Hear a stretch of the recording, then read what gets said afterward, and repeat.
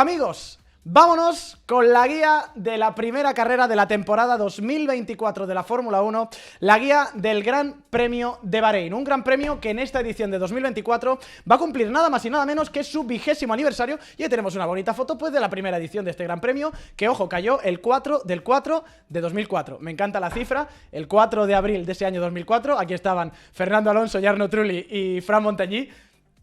Tenía que poner la foto porque sí, y esta es la foto de esa primera edición, ganada, si no me falla la memoria, por Michael Schumacher. En el top de victorias de este Gran Premio de Bahrein tenemos esta tabla de aquí: 5 para Hamilton, es el que más veces ha ganado en este circuito, 4 Sebastian Vettel, 3 Fernando Alonso, 2 Felipe Massa, y luego con una victoria Michael Schumacher, Jenson Button, Nico Rosberg, Charles Leclerc en el año 2022 y Max Verstappen el año pasado. En cuanto a poles, pues el que más poles tiene es Sebastian Vettel y Lewis Hamilton, los dos empatados con 3 poles, y luego 2 para Michael Schumacher, Nico Rosberg, Leclerc y Verstappen, una pole que hizo Alonso, una Massa, una Kubica, una Trulli y una Valtteri Bottas. Conversión pole-victoria, bueno, es bastante, la verdad. Se han ganado 5 carreras, 9 carreras desde la pole, 5 carreras desde la segunda posición, desde la tercera posición se han ganado 3 carreras, y desde la quinta posición, la más retrasada, solamente una, la de Checo Pérez en el año 2020, y ni siquiera fue en este circuito, fue en el circuito exterior, pero bueno, también es Bahrein, así que lo he querido meter. Pero básicamente, el que sale desde la pole, el que salga el domingo desde la pole, va a tener mucho que decir. Este es el circuito del Gran Premio de Bahrein para este fin de semana, circuito internacional de Bahrein, ya sabéis, lo estuvimos probando en los test, la configuración es exactamente la misma, las zonas de DRS son también las mismas que teníamos el año pasado, detección para la curva número 1, luego en la curva número 9 y luego a la llegada de la curva número 14, tenemos 3 zonas diferentes de DRS que nos van a dar un poquito de adelantamientos y un poquito de salseo en los puntos más importantes de este trazado de Bahrein, que por cierto, se confirma la noticia, aquí tenéis la foto, va a tener las arquetas, va a tener las alcantarillas llenas de cemento, así que espero que no llueva en el desierto. No dice eso la previsión, pero en caso de que lloviera en el desierto vamos a tener las alcantarillas. Esta es una foto de la llegada de la curva número 11, esa alcantarilla que saltó en el Gran Premio, pues van a estar todas las alcantarillas ciegas con este cemento para evitar que salten. Vamos a ver si lo hacen en el resto de equipos. Como decía, es un circuito con puntos interesantes para el adelantamiento. Por ejemplo, curva número 1, llegada de la recta de meta, primera zona de DRS, lo vimos en el año 2014, por ejemplo, con esta lucha que tuvieron Lewis Hamilton y Nico Rosberg. Hemos visto también en esta curva algunos problemitas a la salida de boxes y la primera frenada. Ahora ya ha cambiado un poquito el carril de incorporación, pero yo recuerdo el golpetazo, por ejemplo, que le pegó Pastor Maldonado a Esteban Gutiérrez, que lo hizo volar por los aires. Pero esta curva número 1 va a ser uno de los puntos principales de adelantamiento. La zona, no sé si de hecho la mejor zona de adelantamiento. Sí que se pueden hacer trazadas diferentes. Importante cómo sales hacia la recta de la curva número 4. Y en esa curva número 4 tenemos la segunda gran zona, el segundo gran punto. ¡Ojo track limits! Ojo track limits, esta es la foto que tuvimos del año 2021, esa primera victoria de Lewis Hamilton, aunque fue Verstappen el que acabó adelantando por el liderato, luego tuvo que ceder la primera posición por los track limits en la curva número 4, pero yo creo que este es uno de los grandes puntos de adelantamiento. Otras zonas también interesantes del circuito, la bajada de la curva 9 y curva número 10, obviamente tenía que poner esta foto de la padreada que le hizo el año pasado Fernando Alonso a Lewis Hamilton en ese punto. Es una zona complicada, es muy fácil que se bloquee el neumático delantero izquierdo, porque el coche, por la frenada y por la curva, está apoyado en la zona derecha, se libera de peso el delantero izquierdo, así que es muy fácil bloquear ahí. Y luego otra zona importante también de adelantamiento, la llegada de la curva número 11, donde el año pasado, por ejemplo, Fernando Alonso pues rebasó también a Carlos Sainz. ¿Qué nos dice Pirelli de este circuito para este fin de semana? Es un circuito muy abrasivo, y es una cosa que tenemos que tener muy clara. ¿Qué significa abrasivo? Os voy a poner un ejemplo, puede ser un poco estúpido, pero es como si tuviéramos un rallador de queso y una cuña de queso, ¿no? Entonces un circuito muy poco abrasivo es como si el rallador lo frotas y sale muy poquito queso, y un circuito muy abrasivo, el rallador lo frotas y sale un montón de queso. Pues esto es exactamente lo mismo. Es un circuito, como digo, muy abrasivo con los neumáticos. De hecho, Pirelli, aquí lo veis en esta gráfica que estábamos poniendo, lo cifra en un 5. sea lo más abrasivo posible de todo el calendario.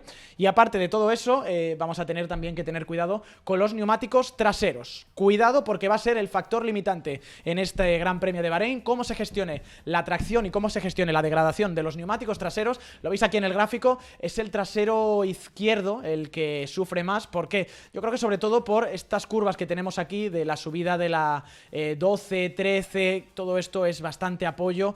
De hecho, son bastantes curvas a derechas, perdón, en lugar de curvas izquierdas, y eso pone un poquito más de estrés en el neumático trasero izquierdo, así que ese va a ser uno de los factores limitantes. Malas noticias, por ejemplo, para el equipo Haas. Neumáticos que va a traer Pirelli para este fin de semana: C1, C2 y C3, es decir, los 3 compuestos de neumáticos más duros que tienen preparado para esta temporada 2024 de Fórmula 1.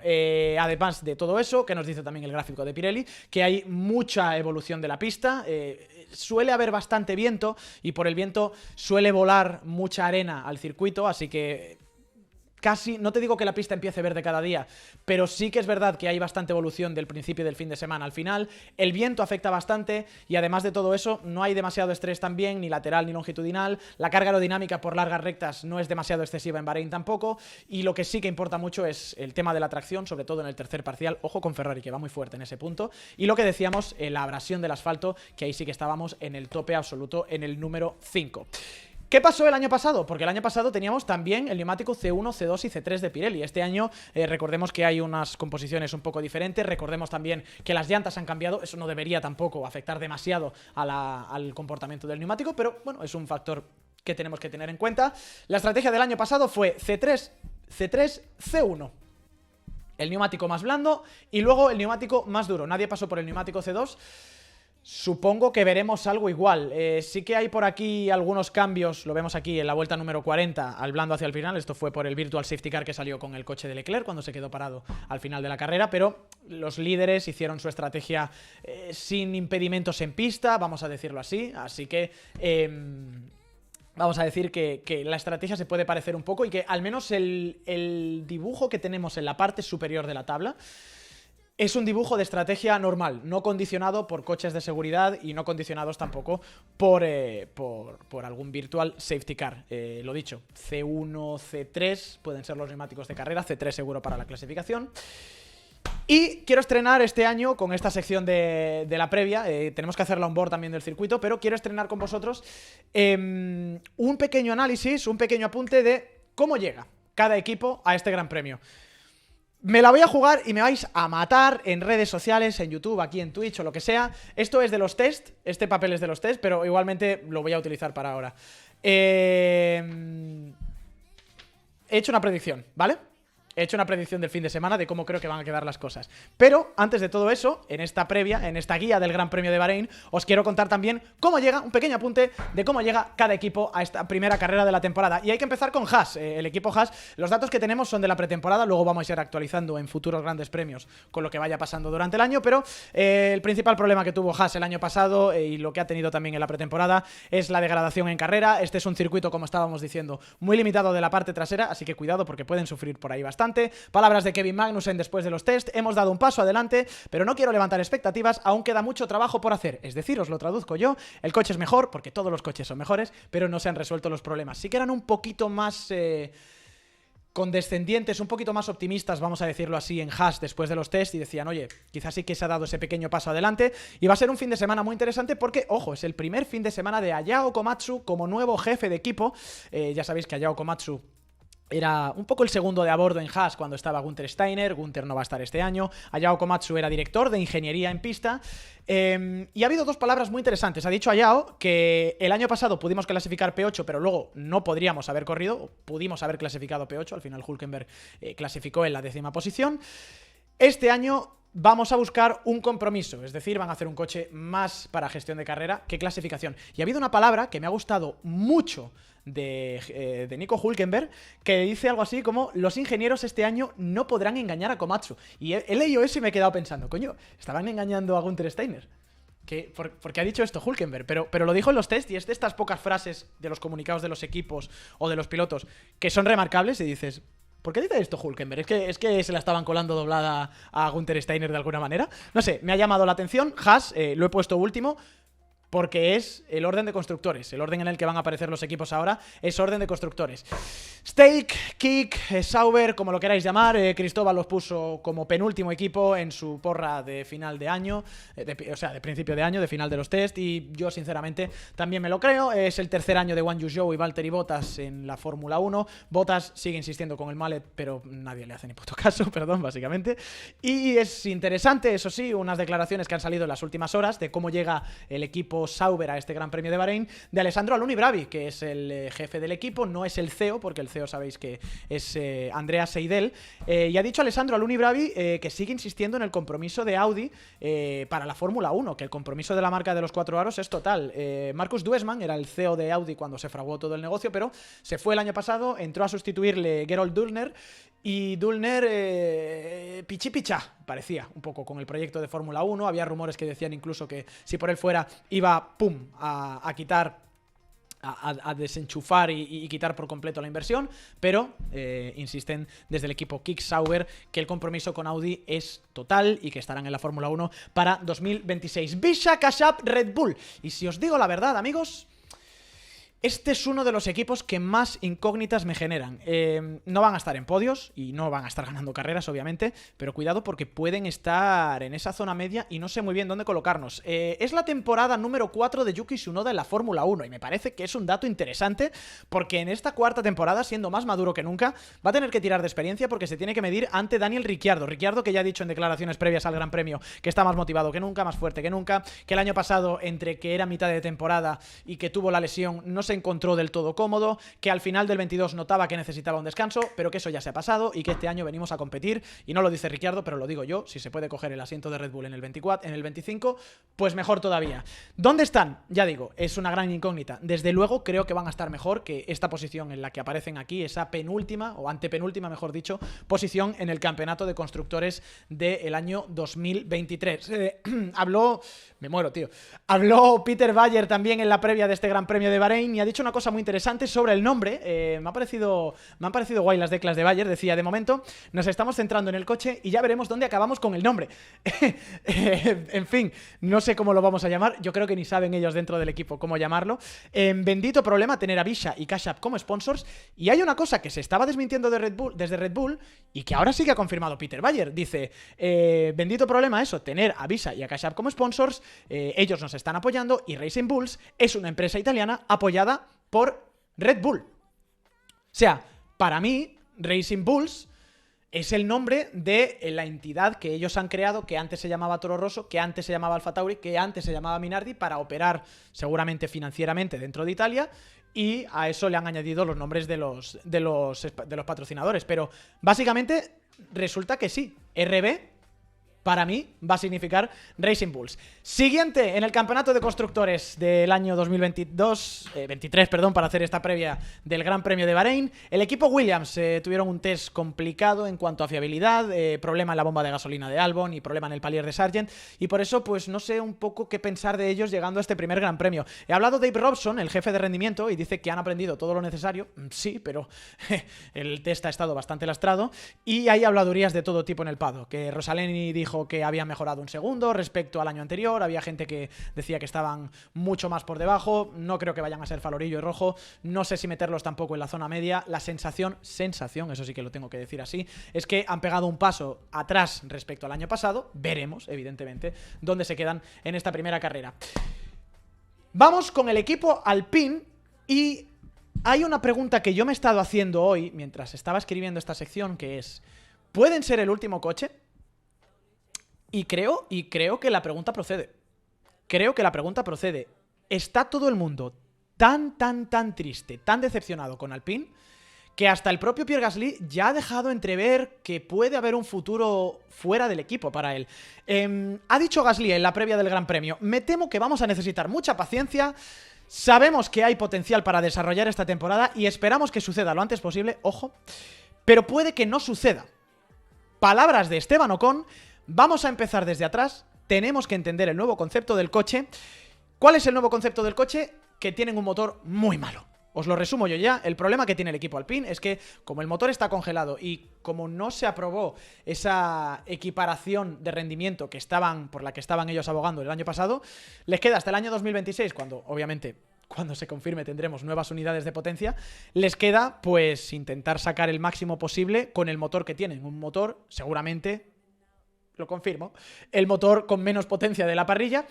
¿Qué es lo que ha hecho Alpine este año para compensar eso? Pues han tenido que reducir volúmenes aerodinámicos al mínimo, yo creo que para reducir el drag y también para reducir un poquito el peso del coche. ¿Recordáis, por ejemplo, que no pasaron el crash test lateral? Bueno, están intentando comprimir el coche, hacerlo lo más pequeñito posible, pero estamos hablando de que estos coches con efecto suelo, cuanto más grandes sean, más aerodinámica generan y por tanto lo que quieres es tener pues más pontón, más alerón, más morro, más todo para generar más carga aerodinámica. ¿Cuál es el problema?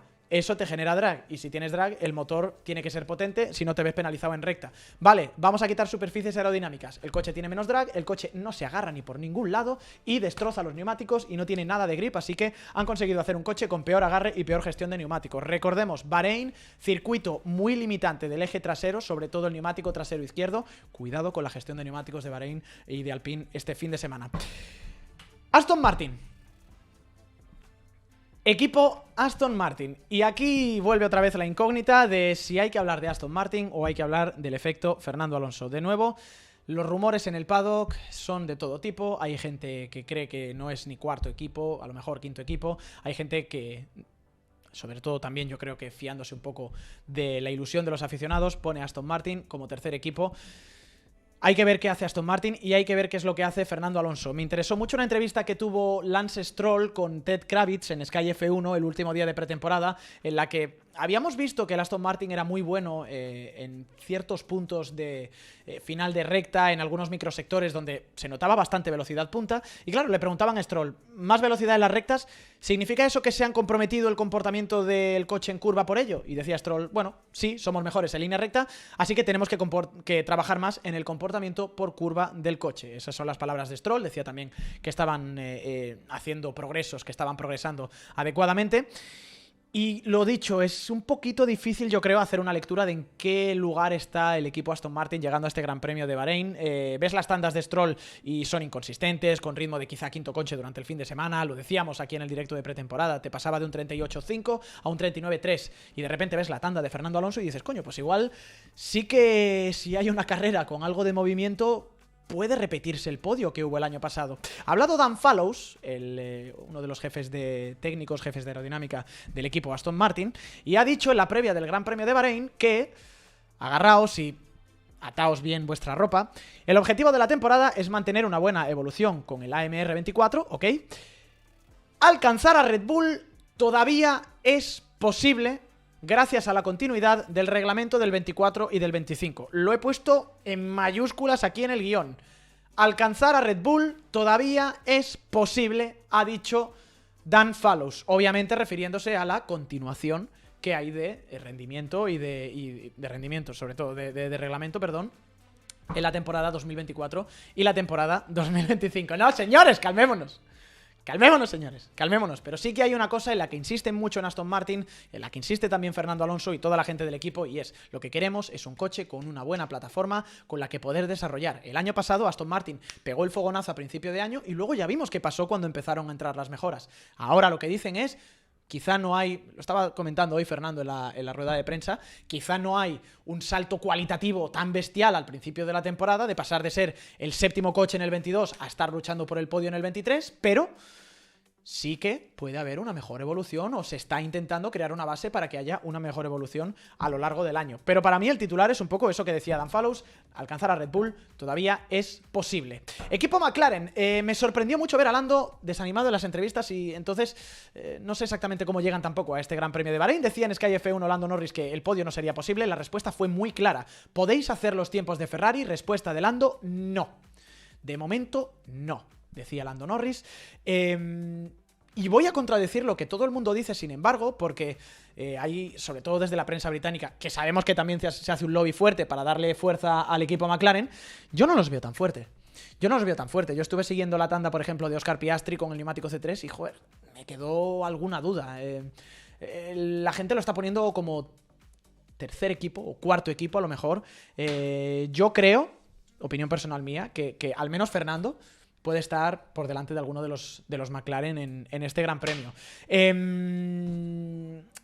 La mejor pretemporada, eso sí, para McLaren de los últimos años, y eso hay que decirlo. Llegan mejor preparados a este primer Gran Premio de la temporada que nunca, al menos en estos últimos años de reglamento efecto suelo 2022, porque no se les ha roto el coche tanto como en test anteriores. Aún así se les ha roto, pero han tenido más rodaje, la base es mejor, tienen mejores herramientas básicamente para iniciar el año. Y sí que también es cierto una cosa, los test se han hecho en Bahrein, la primera carrera es en Bahrein, que es una carrera que no es demasiado buena para el equipo McLaren. No es un circuito que le haya venido nunca bien al concepto de coche de McLaren, así que quizá también lo que ocurra en el resto de la temporada está ahora un poco en duda, es más difuso porque los test se han hecho en un circuito que le viene muy mal al equipo McLaren.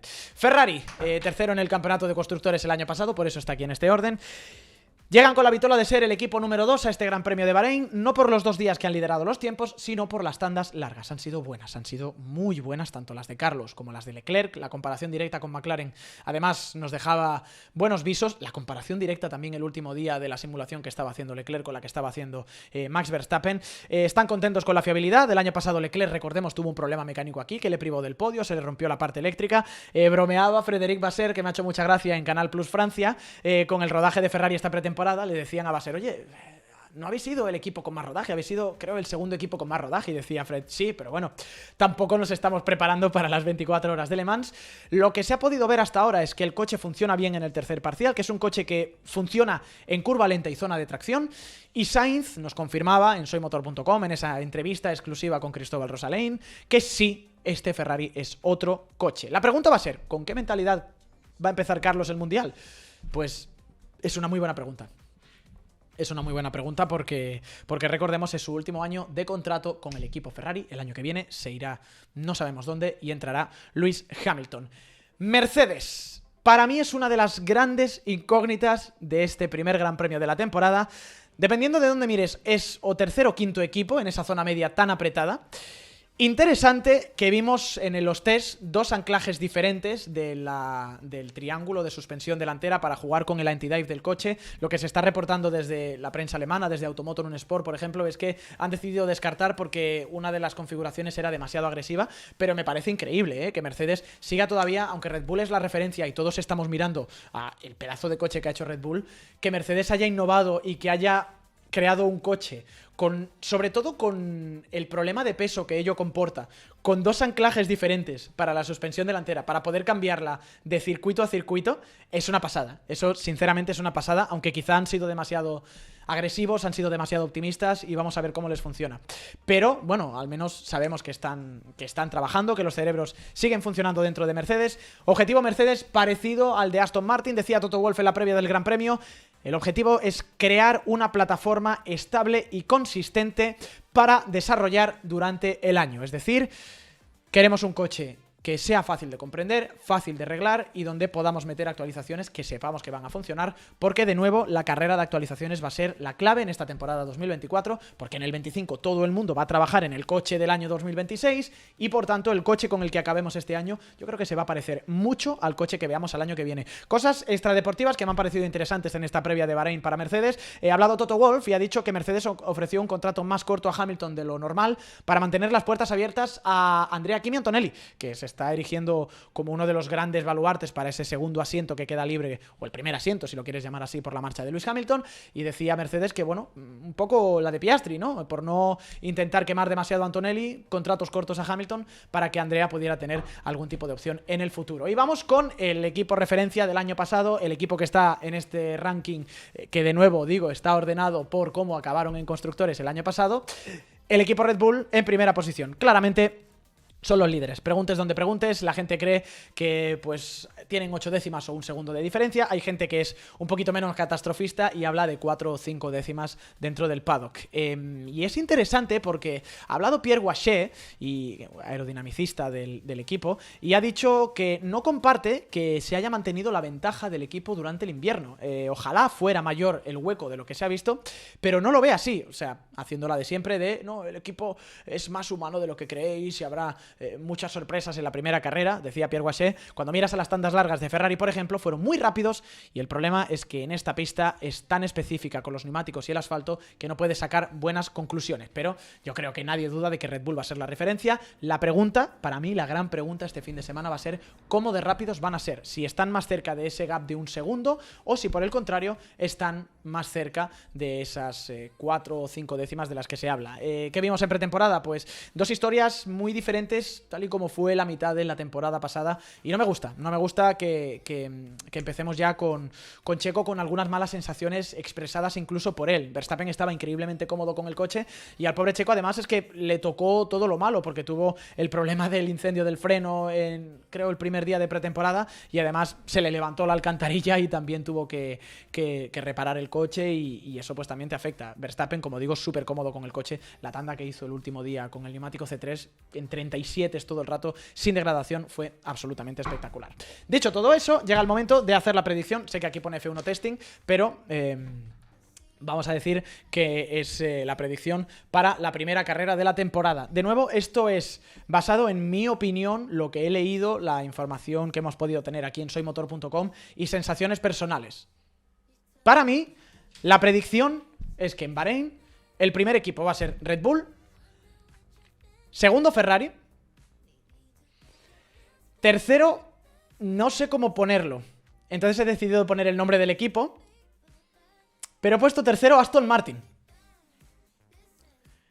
cuarto Mercedes, quinto McLaren, sexto Vicar, séptimo Stake, octavo Alpine, noveno Williams, décimo Haas.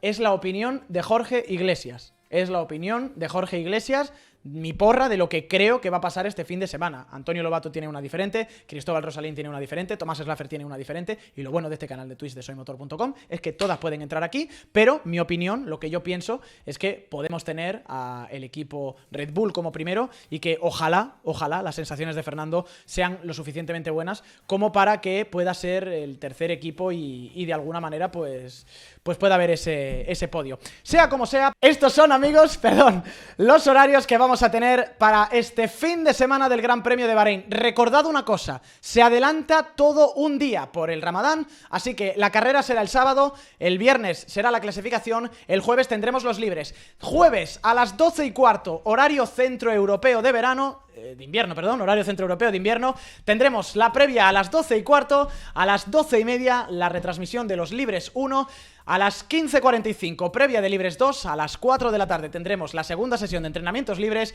y por supuesto luego el análisis post sesión. El viernes vamos a tener la previa de libres 3 con Tomás Slaffer aquí a la 1:15, a la 1:30 tendremos la sesión de entrenamientos libres 3 y ojo, la clasificación previa a partir de las 4:30, 5 de la tarde, primera clasificación de la temporada 2024 de Fórmula 1. Y el sábado la carrera, una hora de previa que empezará a las 3 de la tarde y a las 4 de la tarde tendremos la carrera del Gran Premio de Bahrein 2024, en el que os hago el último apunte, no, por si acaso hacía falta confirmarlo, no habrá lluvia. Esta es la previsión meteorológica en el circuito de Bahrein, previsión de una máxima de 23 grados el domingo, 21 grados durante el resto del fin de semana. El domingo me da igual porque no hay carrera, me acabo de dar cuenta, así que previsión de 21 grados de máxima el sábado de carrera, el viernes de quali, de 20 el jueves. Y sí que una cosa que, ojo, afecta mucho siempre en el circuito de Bahrein, el viento, que va a hacer muy difícil la vida de los pilotos en la primera carrera de la temporada 2024 de Fórmula 1.